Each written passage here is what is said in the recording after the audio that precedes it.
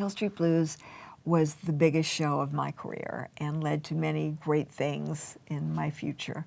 A really fun story that has really followed me is on Bruce Weitz as Belker. He was a very good friend of Stephen's, and Stephen wrote Belker with him in mind. And Grant Tinker said, look, I don't know this actor, and how do we know he can do this?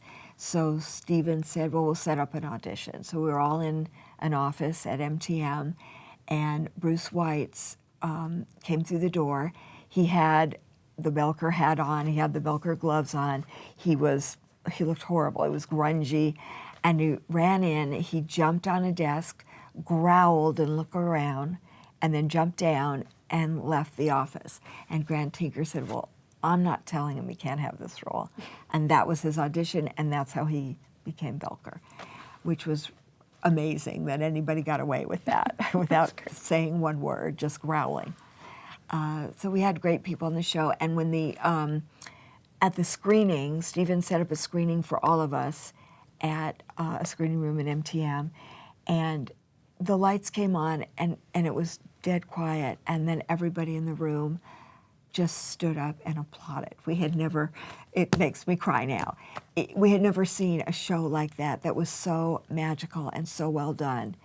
And that's what it turned out to be. It changed television, especially dramatic programming was different after that.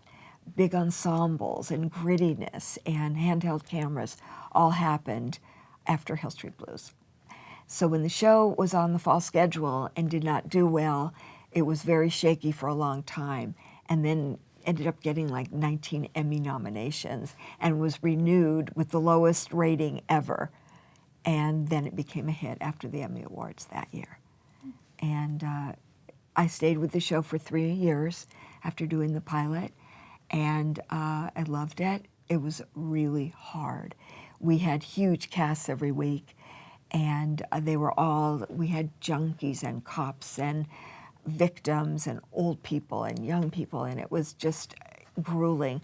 When I think back on it now, I don't know how we could do that every week. It was like a little movie. And after 3 years, I felt it was time for me to move on to do other kinds of casting. I very honestly wanted to make more money.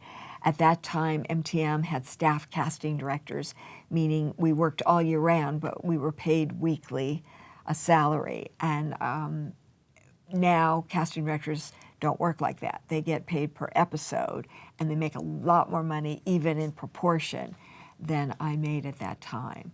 So I left after 3 years and became an independent casting director.